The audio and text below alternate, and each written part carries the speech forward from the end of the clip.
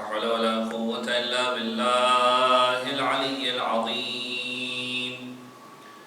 أعوذ بالله السميع العليم من الشيطان اللعين الرجيم. بسم الله الرحمن الرحيم. الحمد لله رب العالمين. الحمد لله استتماما لنعمته واستسلاما لعزته واستعصاما من معصيته واستعينه فاقة إلى كفايته. إنه لا يضل من هداه ولا يئل من عاداه ولا يفتخر من كفاه. ثم الصلاة والسلام والتحية والإكرام على أشرف الأنبياء والمرسلين خاتم النبيين سيدنا ونبينا ومولانا بالقاسم محمد. اللهم صل على محمد وآل محمد وأهل بيته الطيبين الطاهرين المعصومين المظلومين ولعنة الدائمة على أعدائهم ومنكر فضائلهم وغاصب حقوقهم من يوم ظلمهم إلى يوم الدين. أما بعد فقد قال الله الحكيم في كتابه الكريم. بسم الله الرحمن الرحيم. شهر رمضان الذي أنزل فيه القرآن هدى للناس وبينات من الهدى والفرقان. درود پر دیجئے محمد و آل محمد. اللهم صل على محمد وآل محمد. عزیزان گرامی قدر، ماہ مبارک رمضان کی تیسری شب ہے اور سورہ مبارکہ بقرہ کی آیت نمبر 185 185 کا ایک ٹکڑا آپ کے سامنے پیش کیا گیا. ارشاد رب العزت ہو رہا ہے شہر رمضان الذی انزل فیہ القرآن. یہ ماہ مبارک وہ مہینہ ہے کہ جس میں پروردگار عالم نے قرآن مجید کو نازل کیا.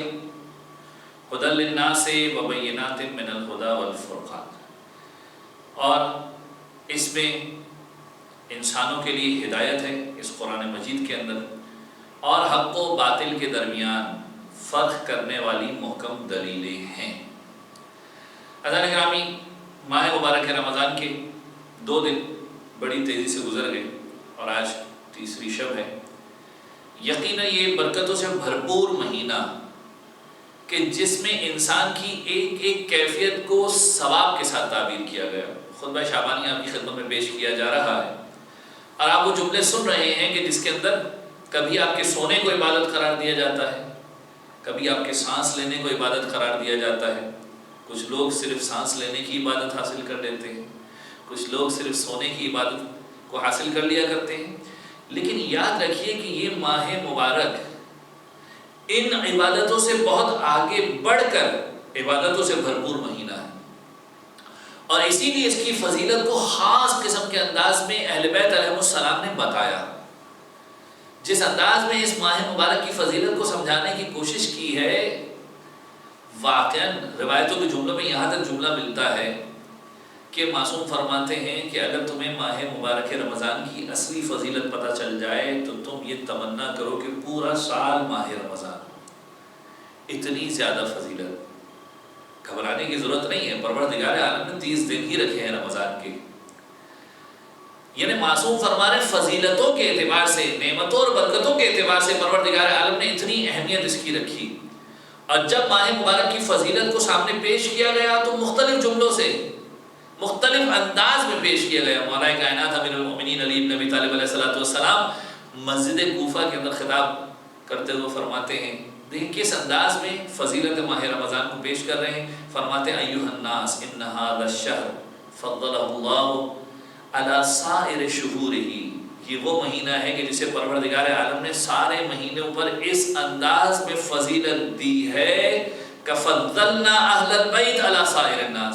جس طریقے سے ہم اہل بیت کو سارے انسانوں پر فضیلت دی ہے، اسی طریقے سے ماہ مبارک رمضان کو سارے مہینوں کے اوپر فضیلت دی ہے۔ یعنی کس انداز میں فضیلت ماہ مبارک رمضان کو بیان کیا جا رہا ہے؟ جس طریقے سے اہل بیت سارے انسانوں سے افضل، اس طریقے سے ماہ مبارک رمضان سارے مہینوں سے افضل۔ یہاں تک کہ اس کے ایام کی فضیلت کو بیان کیا گیا۔ کس انداز میں بیان کیا گیا؟ پانچویں امام امام محمد باقر فرماتے ہیں کہ ماہ مبارک رمضان کے جمعے کو دوسرے ماہ مبارک کے جمعوں پر ایسی فضیلت ہے جیسے رسول ختمی مرتبت کو باقی رسولوں کے اوپر فضیلت ہے۔ اس انداز میں اہمیت کو بتایا جا رہا ہے، یعنی یہ ماہ مبارک رمضان ایک عام مہینے کی طرح آ کر گزر جائے ایسا نہ ہو، بلکہ اس ماہ مبارک کی اہمیت کو سمجھو، اس ماہ مبارک کی برکتوں کو حاصل کرنے کی کوشش کرو، اس ماہ مبارک کے اندر اپنے آپ کو مضبوط کرنے کی کوشش کرو۔ روایت کے جملے ہیں، رسول اکرم ختمی مرتبت فرماتے ہیں وَهُوَ الشَّهْرُ الصَّبْرُ، یہ صبر کا مہینہ ہے۔ یعنی اس ماہ مبارک کے اندر تمہیں صبر کی تربیت ملنی چاہیے۔ الگ بات ہے آپ لوگوں سے بات کریں تو لوگ کہتے ہیں دیکھو بھوکا رہنے کے بعد ہمارا ٹیمپرامنٹ بڑا خراب ہو جاتا ہے، کوئی کہتا ہے دیکھو روزے کی حالت میں مجھے چھیڑنے کی ضرورت نہیں ہے۔ بات دراصل یہ ہے کہ پروردگار عالم وہ صبر تمہارے اندر پیدا کرنا چاہ رہا ہے۔ اگر کھاتے پیتے ہوئے تم سب بہتری کی حالت میں تھے، بھوکے رہنے کے بعد تم نے سارے احتیاط کے دامن چھوڑ دیے، غصے کے دامن کو پکڑ لیا، تو پھر روزے نے تمہارا کیا فائدہ کیا؟ یہ شہر صبر ہے، رسول اللہ فرما رہے ہیں وَهُوَ شَهْرُ الصَّبْرِ وَإِنَّ الصَّبْرَ ثَوَابُهُ الْجَنَّةُ، اور صبر وہ چیز ہے کہ جس کا ثواب پروردگار عالم نے جنت کے طور پر رکھا ہے۔ وَهُوَ شَهْرُ الْمُوَاسَاةِ، یہ مدد کرنے کا مہینہ ہے، اس میں دوسرے مومنین کی مدد کرو، ان کے ہاتھوں کو مضبوط کرو۔ پھر فرماتے ہیں وَهُوَ شَهْرٌ يَزِيدُ اللَّهُ فِيهِ رِزْقُ الْمُؤْمِنِينَ، یہ وہ مہینہ ہے کہ جس میں پروردگار عالم مومنین کے رزق میں اضافہ کر دیا کرتا ہے۔ یعنی اس ماہ کو اسی انداز میں حاصل کرنے کی کوشش کرو جس انداز میں اہل بیت علیہ السلام تمہیں سکھانا چاہ رہے ہیں، تمہیں دینا چاہ رہے ہیں کہ کس انداز میں تمہارا رمضان گزرنا چاہیے۔ یاد رکھیے روزہ انسان رکھتا ہے، لیکن روزے کی کیفیت کیسی ہونی چاہیے؟ اگر میں اپنے اعتبار سے روزے کی کیٹیگریز بنانا شروع کروں تو ایک وہ روزہ ہے کہ جو بڑا عام قسم کا روزہ ہے۔ مطلب کیا ہے؟ دیکھیے شرعی اعتبار سے، فقہی مسئلے کے اعتبار سے بات نہیں کر رہا، فقہی مسئلے کے اعتبار سے جو ضروریات مسائل کے اندر موجود ہیں، آپ نے جو مبتلات ہم سے پرہیز کر لیا، جو نیت تھی صحیح انداز میں انجام دے دی، آپ کا روزہ صحیح ہو جائے گا۔ لیکن جو روزہ ہے، جب پروردگار عالم جس روزے کو دیکھنا چاہ رہا ہے وہ کس قسم کا روزہ ہے؟ اگر میں اپنے اعتبار سے تقسیمات کرنا شروع کروں، ایک وہ روزہ ہے جو بڑا عام عادی قسم کا روزہ ہے جو ہم رکھ رہے ہیں، مبتلا سے پرہیز بھی کر لیا، سادہ سا روزہ رکھا، صبح سے شام تک بھوکے رہے اور معاملہ ختم ہو گیا۔ دوسرا روزہ وہ ہے کہ جو پہلے روزے سے بہتر ہے، جسے اگر میں اپنے اعتبار سے نہ دوں تو تھوڑا سا خاص قسم کا روزہ ہے۔ کیسا خاص روزہ ہے؟ ایسا خاص روزہ ہے کہ جس میں اپنی زبان کو گناہوں سے بچا رہا ہوں، جس میں اپنی آنکھوں کو گناہوں سے بچا رہا ہوں۔ تھوڑا سا خاص ہو گیا نا؟ پہلے مرحلے پر میں نے پورا دن سو کر گزار دیا، مبتلا سے پرہیز کیا، وہ بھی روزہ ہو گیا۔ دوسرے مرحلے پر میں نے پورا دن سو کر نہیں گزارا، لیکن کیا کیا؟ اپنی آنکھوں کو گناہوں سے بچایا، اپنی زبان کو حرام سے بچایا۔ صادق آل محمد فرماتے ہیں اذا صمت فلیصم سمعک وبصرک، جب تم روزہ رکھو تو پھر اپنی زبان کا بھی روزہ رکھو، اپنی آنکھوں کا بھی روزہ رکھو، اپنی سماعت کا بھی روزہ رکھو۔ یعنی تمہارے کانوں میں گناہ والی کوئی بات نہیں جانی چاہیے، مومنین کی غیبت نہیں جانی چاہیے، گانے کی آواز نہیں جانی چاہیے، تمہاری آنکھیں کسی حرام کی طرف نہیں اٹھنی چاہیے، ایسا روزہ رکھو۔ پھر انسان اگر واقعاً غور کرے کس قسم کے روزے کی تربیت دی جا رہی ہے، معصوم کی حدیث کے جملے ہیں صیام القلب عن الفکر فی الآثام افضل من صیام البطن عن الطعام، وہ روزہ کہ جو دل کا روزہ ہے کہ جس میں تم گناہوں سے پرہیز کی فکر کر رہے ہو، یعنی ایسا روزہ کہ جس میں تم سوچ رہے ہو کہ کوئی گناہ انجام نہ ہو، میرا روزہ خراب نہ ہو، وہ بہتر ہے اس روزے سے کہ جس میں تم صرف ایک فکر کر رہے ہو کہ کسی طریقے سے کچھ پانی نہ پی لوں، کھانا نہ کھا لوں، یعنی تمہارا گناہوں سے پرہیز کرنے کی فکر کرنے والا روزہ بہتر ہے، افضل ہے، زیادہ ثواب ہے۔ تو یہ خاص قسم کا روزہ۔ اور ایک روزہ اس سے بھی بہتر قسم کا روزہ، جسے میں کہوں کہ خاص الخاص قسم کا روزہ۔ مولا امیر المومنین علی بن ابی طالب علیہ السلام فرماتے ہیں کہ صوم القلب خیر من صوم اللسان، تمہارا دل کا جو روزہ ہے کہ جس میں تم دلی اعتبار سے ہر چیز میں پرہیز کر رہے ہو، وہ اس روزے سے بہتر ہے کہ جو زبان کا روزہ ہے۔ اور تمہاری زبان کا روزہ وصوم اللسان خیر من صیام البدن، اور زبان کا روزہ پیٹ کے روزے سے بہتر ہے۔ یعنی سب سے لوور کیٹیگری کے انسان صرف پیٹ کے اعتبار سے بچائے رکھے، کھانے پینے سے پرہیز کرے، سب سے لوور کیٹیگری، معصوم کی حدیث کے اعتبار سے تشریح کر رہا ہوں۔ اس سے بہتر کیٹیگری کے انسان اپنی زبان کو بچائے، اور اس سے بہتر کیٹیگری کے اپنے قلب کو ہر قسم کے گناہ میں پڑھنے سے بچا لے، تب جا کر وہ خاص الخاص قسم کا روزہ اس فضیلت کو حاصل کر پائے گا۔ اور یاد رکھیے خدا کی بارگاہ میں روزے دار کو دو قسم کی خوشیاں ملتی ہیں، ایک وہ خوشی ہے جو غذا کے وقت ملتی ہے، اور ایک وہ خوشی ہے کہ جب عبادت کرنے کے بعد انسان اپنا نامہ اعمال خدا کی بارگاہ میں لے کے جائے گا، اور خداوند عالم اس کے اعمال کو دیکھ کر خوش ہوگا، زمانے کے امام اس کے نامہ اعمال کو دیکھ کر خوش ہوں گے، اور اس وقت مومن کے چہرے پر جو خوشی ہوگی وہ اس خوشی سے کہیں بڑھ کر ہوگی کہ جو افطار کے وقت اسے مل رہی ہے۔ تو عزیزان گرامی، روزے کی کیفیت کو سمجھیں، انسان اسی انداز کے روزے کو رکھنے کی کوشش کرے جس انداز کے روزے کی تعریف کی جا رہی ہے، جس انداز کے روزے کو مانگا جا رہا ہے۔ اب آئیے خطبہ شعبانیہ کی طرف۔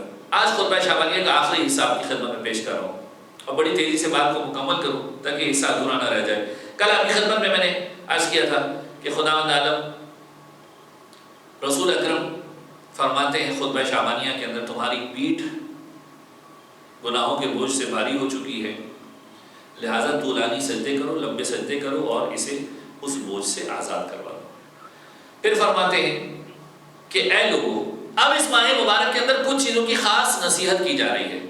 فرماتے ہیں اے لوگوں، میں تمہیں اس مہینے میں ایک مومن کو روزہ افطار جو کروائے گا، یعنی اب روزہ افطار کروانے کی فضیلت بیان کی جا رہی ہے۔ وہ الگ بات ہے کہ آج کل کے لاک ڈاؤن کے دور میں دیکھیں گھر بلا کر روزہ افطار کروانا مسئلہ ہے، بہرحال پارسل بھیجنے میں کوئی مسئلہ نہیں ہے، لیکن بہرحال یہ تو مزاحیت تک ایک بات ہو گئی۔ جو اس ماہ مبارک کے اندر افطار کروانے کا تعلق یہ نہیں ہے کہ کسی کو گھر بلا کر افطار کروایا جا سکتا ہے، کسی کی ضرورت کا سامان دے کر اس کے گھر میں افطار مہیا کر دیا جائے، تو یہ آج کے دور کے اعتبار سے خصوصاً کئی سارے ایسے وائٹ کالر مومنین ہیں جو جا کر اپنی ضرورتیں لوگوں سے بیان نہیں کرتے۔ ہماری ذمہ داری بنتی ہے کہ ہم جا کر پوچھیں، بلکہ پوچھنا بھی کیا ہے جب آپ کو پتا ہے کہ سامنے والا مشکل کے اندر ہے۔ کئی مرتبہ ایسا ہوتا ہے کہ لوگ پوچھ رہے ہوتے ہیں آپ کو ضرورت ہے اس چیز کی، بھائی تمہیں پتا ہے کہ سامنے والے کو ضرورت ہے، پھر بھی اس کے منہ سے کہلوانا چاہتے ہو کہ آپ کو ضرورت ہے اس چیز کی۔ جب معلوم ہے اسے ضرورت ہے اس چیز کی، جا کر اس کی ضرورت کو پورا کرو، پروردگار عالم کی بارگاہ میں ثواب حاصل کرو۔ رسول اللہ فرما رہے ہیں جو اس مہینے میں ایک مومن کو روزہ افطار کرے گا، خدا کے نزدیک ایسا ہے کہ جس نے گویا غلام کو آزاد کرایا، خدا اس کے لیے ماضی کے گناہوں کی مغفرت کرے گا۔ لوگوں نے آگے بڑھ کر پوچھا کہ یا رسول اللہ، جو اس بات پر قدرت نہ رکھتا ہو افطار کروانے کی، دیکھیں اسلام نے کس انداز میں تربیت کی ہے۔ اسلام یہ نہیں کہہ رہا کہ جا کر بہت زبردست قسم کا کھانا دو، اسلام کی تربیت کا انداز دیکھیے، اسلام عمل کو آگے بڑھانا چاہ رہا ہے۔ اب اس کے اندر آپ کچھ بھی دیں، اپنی استطاعت کے اعتبار سے آگے بڑھیں۔ یا رسول اللہ ہر کوئی قدرت نہیں رکھتا، فرمایا آتش جہنم سے بچو، چاہے کھجور کا ایک ٹکڑا ہی کیوں نہ ہو، ایک کھجور کا دانہ دے دو افطار کے طور پر۔ آتش جہنم سے بچو، چاہے پانی سے افطار کروا دو۔ رسول اللہ کی سیرت اٹھا کر دیکھیے، ملتا ہے کہ پانی سے افطار کیا کرتے تھے، نیم گرم پانی سے افطار کیا کرتے تھے، کتنے موقع ایسے تھے۔ پانی سے افطار کروا دو۔ اور پھر اس کے بعد ایک اہم ترین میسج اس ماہ مبارک کا، اے لوگوں، تم میں سے جو اس مہینے میں اپنے اخلاق کو درست کرے گا، دیکھیں ایتھکس، اخلاقیات بہت امپورٹنٹ چیز ہے۔ لوگوں کی صبر و تحمل کی حدیں اس ماہ مبارک کے اندر آ کے کمزور پڑ جایا کرتی ہیں، چھوٹی چھوٹی باتوں میں غصہ آنے لگتا ہے، فوراً انسان کا پارا ٹیمپریچر ہائی ہو جاتا ہے، بلڈ پریشر ہائی ہو جاتا ہے۔ اے لوگوں اس مہینے میں اپنے اخلاق کو درست کرو. دنیا مکافات عمل ہے، جیسا آپ دوسروں کے ساتھ پیش آئیں گے ویسا لوگ آپ کے ساتھ پیش آئیں گے. یاد رکھیے برا رویہ کر کے سامنے والے سے اچھے کی امید نہیں کی جا سکتی. میں اکثر بہلول کا وہ قصہ سناتا ہوں کہ جب بہلول سے پوچھا گیا اے بہلول دانا بزنس کرنا چاہتا ہوں کوئی اچھا سا مشورہ دے. بہلول نے کہا لوہا خرید لے. لوہا خرید لیا، بڑا زبردست قسم کا فائدہ ہوا. دوسری مرتبہ آ کر کہا کہ اے دیوانے بہلول جتنا فائدہ ہوا ہے اس سے آگے بزنس کو بڑھانا چاہتے ہیں، مشورہ دے دے. بہلول نے کہا آلو پیاز خرید لے. اب دیکھیے حکایت بیان کرنا مقصود ہے. اگر بہلول سے منسوب ہے تو بہلول کی نسبت سے سن لیجیے، اگر کسی اور سے منسوب ہے تو یہ سمجھ لیجیے کہ انونیمس واقعہ ہے، حکایت ہے.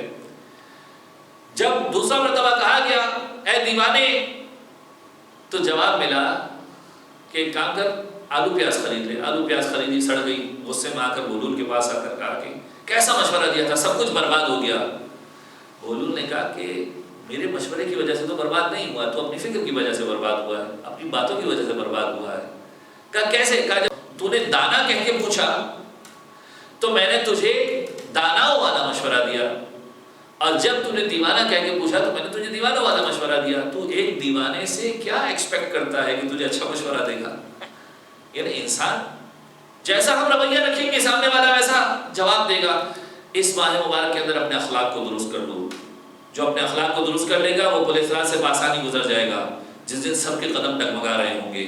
پھر فرماتے ہیں جو اس مہینے میں اپنے زیر دست افراد ملازمین کے ساتھ آسانی کرے گا خدا اس کے حساب کتاب میں آسانی کرے گا. آج کے دور میں لوگ یہ تو توقع کرتے ہیں کہ کام کرنے والا اچھے سے کام کرے، لیکن اس کام کرنے والے کے ساتھ کیا سلوک کیا جاتا ہے؟ کیا اس کے حق کو ادا کیا جاتا ہے؟ کیا اس کی ضرورتوں کو پورا کیا جاتا ہے؟ لیکن دو طرفہ معاملہ ہے. اگر ہم کہتے ہیں کہ کام کرنے والا صحیح سے کام نہیں کر رہا تو سوال یہ کہ تم اسے اس کا پورا حق دے رہے ہو کہ نہیں دے رہے. یعنی اگر اس سے پوچھ گچھ ہوگی تو تم سے بھی پوچھ گچھ ہوگی. ماہ مبارک رمضان کے اندر خاص قسم کی ان کے ساتھ احتیاط کرو، ان کے ساتھ بہترین سلوک کرو، آسانی کرو. تم ان کے ساتھ آسانی کرو گے خدا تمہارے ساتھ آسانی کرے گا. بس یہ سوچ لینا یہاں جتنی سختی تم کرو گے وہاں اتنی سختی سے حساب تمہارا ہونے والا ہے. پھر اس کے بعد فرماتے ہیں کہ جو اس میں اپنے شر سے دوسروں کو محفوظ رکھے گا، جو کسی کو نقصان نہیں پہنچائے گا، تکلیف نہیں دے گا، خدا بھی قیامت کے دن اس کو اپنے غضب سے محفوظ رکھے گا. جو اس مہینے میں یتیموں پر کرم کرے گا خدا اس پر قیامت کے دن کرم کرے گا. جو اس ماہ مبارک میں رشتہ داروں کے ساتھ تعلق جوڑے گا. دیکھیں زندگی کا کوئی بھروسہ نہیں ہے، وبا پھیلی ہوئی ہے. صلہ رحمی کی عادت ڈالیے. آج تک اگر تعلقات بہتر نہیں ہوئے اب تعلقات بنانے کی کوشش کر لیجیے. جو اس مہینے میں صلہ رحمی کرے گا، تعلق جوڑے گا، پروردگار عالم قیامت کے دن رحمت جوڑ دے گا. اور جو اس مہینے میں تعلق توڑ دے گا پروردگار عالم قیامت میں رحمت کے تعلق کو توڑ دے گا. جو اس مہینے میں مستحب نمازوں کو بجا لائے گا پروردگار عالم اس کی تقدیر کے اندر آتش جہنم سے دوری کو لکھ دے گا. کتنا بہترین موقع ہے. اکثر لوگ رات کو پوری رات جاگتے ہیں، فجر کے بعد جا کر سوتے ہیں. خاص طور پر یہ جب سے لاک ڈاؤن کا سلسلہ شروع ہوا ہے لوگوں کی روٹین ایسی بن گئی ہے. بہترین موقع ہے کہ انسان نماز شب کی ابتدا کرے، نماز شب کی عادت ڈالیے. جو مستحب نمازوں کا انجام دے گا پروردگار عالم آتش جہنم کو دور کر دے گا. اور جو واجب عبادتوں کو انجام دے گا پروردگار عالم دوسرے مہینوں میں 70 واجب ادا کرنے کے برابر ثواب دے گا. دیکھیں واجب ویسی ذمہ داری تھی، لیکن اس ماہ مبارک کی برکت ہے کہ خدا ایک واجب کے بدلے میں 70 واجب کا ثواب دے رہا ہے. پھر فرماتے جو اس مہینے میں مجھ پر کثرت سے درود بھیجے گا خدا اس کے میزان عمل کو بھاری کر دے گا جس دن میزان عمل کا وزن ہلکا ہو رہا ہوگا. یعنی اپنے اپنے مقام پر بیٹھ کر رسول اللہ پر درود بھیجیے. اللہم صلی علی محمد و آل محمد. کہ جب رسول اللہ پر درود بھیجو گے میزان عمل بھاری ہو جائے گا، جب سب کی میزان عمل ہلکے ہو رہے ہوں گے. اور پھر اس کے بعد فرماتے ہیں جو اس مہینے میں قرآن مجید کی ایک آیت کی تلاوت کرے گا دوسرے مہینوں میں قرآن ختم کرنے کے برابر ثواب ملے گا. ایک آیت قرآن ختم کرنے کے برابر ثواب. کتنا اجر پروردگار عالم. یہ دیکھیے نیکیوں کی طرف انسان کو بلایا جا رہا ہے. پھر فرماتے ہیں اور بڑے اہم ترین جملے ہیں، کچھ آخری جملے کہ اے لوگوں بے شک اس مہینے میں جنت کے دروازے کھول دیے جاتے ہیں، لہٰذا اپنے رب سے یہ سوال کرو کہ وہ تم پر کبھی بند نہ کیے جائیں. خدا نے جنت کو آمادہ کر دیا ہے، خدا جنت کے دروازوں کو کبھی بند نہ کر رہا. تم پر جہنم کے دروازوں کو بند کر دیا گیا. اے پروردگار جہنم کے دروازوں کو اب مجھ پر دوبارہ نہ کھول دینا. شیاطین کو بات دیا گیا، اے پروردگار اب ان شیطانوں کو مجھ پر دوبارہ مسلط نہ کرنا۔ امیر المومنین فرماتے ہیں یا رسول اللہ اس مہینے میں افضل ترین عمل کیا ہے؟ دیکھیں سب سے اہم ترین جملہ پورے خطبہ شعبانیہ، اگر مولا کائنات خود سوال کرتی کہ اے یا رسول اللہ اس مہینے کا افضل ترین عمل کیا ہے؟ رسول اللہ فرماتے ہیں ابوالحسن اس مہینے میں افضل ترین اعمال حرام کاموں کو انجام دینے سے بچنا ہے، یعنی کچھ نہ کرو، صرف حرام کاموں کو چھوڑ دو اس مہینے۔ یعنی اگر کوئی ایسا ہے کہ جو کہہ رہا ہو کچھ نہیں کرنا، حرام کاموں کو چھوڑ دو، یہ بہت بڑا کام ہے۔ پھر رسول اللہ نے گریہ فرمایا، مولا کائنات نے پوچھا یا رسول اللہ کیوں گریہ فرما رہے ہیں؟ رسول اللہ فرماتے ہیں اے علی اس مہینے میں تجھے قتل کر دیا جائے گا اور اس کی وجہ سے میں گریہ کر رہا ہوں، کیونکہ میں دیکھتا ہوں کہ تو اپنے رب کی نماز پڑھ رہا ہے اور اولین و آخرین انسانوں میں سے بدبخت ترین انسان قوم سمود کی اونٹنی کے پاؤں کاٹنے والے کی مانند اٹھے گا، بس وہ تیرے سر پر ضرب لگائے گا، تیری داڑھی کو خون سے رنگین کر دے گا۔ اور اس وقت مولا کائنات سوال کرتے ہیں یا رسول اللہ، اب دیکھیں علی کی فکر کیا ہے، یہی فکر ہر مومن کی ہونی چاہیے۔ علی یہ نہیں پوچھ رہے کہ یا رسول اللہ بچے صحیح ہوں گے نہیں ہوں گے، گھر والوں کی کیا حالت ہوگی۔ علی کا سوال یہ یا رسول اللہ کیا اس حال میں میرا ایمان سلامت ہوگا؟ یہی وجہ ہے اپنی ایمان کی سلامتی کی بار بار دعا مانگیے۔ رسول اللہ فرماتے ہیں علی تیرا ایمان، تیرا دین سلامت ہوگا، تیرا ایمان سلامت ہوگا۔ اور پھر فرماتے ہیں علی جس نے تجھے قتل کیا من قتلک فقد قتلنی ومن ابغضک فقد ابغضنی، علی جس نے تجھ سے بغض رکھا اس نے مجھ سے بغض رکھا، جس نے تجھے برا بھلا کہا اس نے مجھ کو برا بھلا کہا۔ بے شک خداوند عالم نے مجھ کو اور تجھ کو خلق کیا اور مجھے اور تجھے منتخب کیا، مجھے نبوت کے واسطے، تجھے امامت کے واسطے۔ اور پھر فرماتے پر جو تیری امامت کا انکار کرے وہ ایسا ہے کہ جس نے میری نبوت کا انکار کیا۔ اے علی آپ میرے وصی ہیں، میری اولاد کے باپ ہیں، میری بیٹی فاطمہ کے شوہر ہیں اور میری امت پر میرے خلیفہ ہیں۔ میری زندگی میں بھی اور میرے انتقال کے بعد بھی تیرا حکم میرا حکم ہے اور تیرا منع کرنا میرا منع کرنا ہے۔ اور اس ذات کی قسم جس نے مجھے نبوت کے ساتھ بھیجا، مجھے بہترین انسان قرار دیا، بے شک اس کی مخلوقات پر آپ خدا کی حجت ہیں، اس کے رازوں کے امین ہیں، اس کے بندوں کے خلیفہ ہیں۔ یہ مولا کائنات کی فضیلت کو بیان کیا جا رہا ہے کہ علی کا حکم رسول اللہ کا حکم ہے۔ اور اگر اینالائز کیا جائے تو جس نے علی کے حق کو کھایا اس نے گویا رسول کے حق کو کھایا، جس نے علی کو تکلیف پہنچائی اس نے رسول اللہ کو تکلیف پہنچائی، جس نے علی سے بغض رکھا اس نے رسول اللہ سے بغض رکھا۔ بزرگان گرامی، پروردگار عالم سے دعا ہے بار اللہ تجھے واسطہ محمد والے محمد کا اس ماہ مبارک کی برکتوں کو حاصل کرنے کی ہم سب کو توفیق عطا فرما۔ بار الہ یہ وبا جو عالم اسلام پر پھیلی ہوئی ہے، بار الہ اس وبا سے تمام مومنین کو نجات عطا فرما، محفوظ فرما، تمام مومنین کو، تمام عالم اسلام کو محفوظ فرما۔ زمانے کے امام کے ظہور میں تعجیل فرما، ہمیں ان کے اعمال و انصار میں شمار فرما۔ ربنا تقبل منا انك انت السميع العليم وتب علينا انك انت التواب الرحيم۔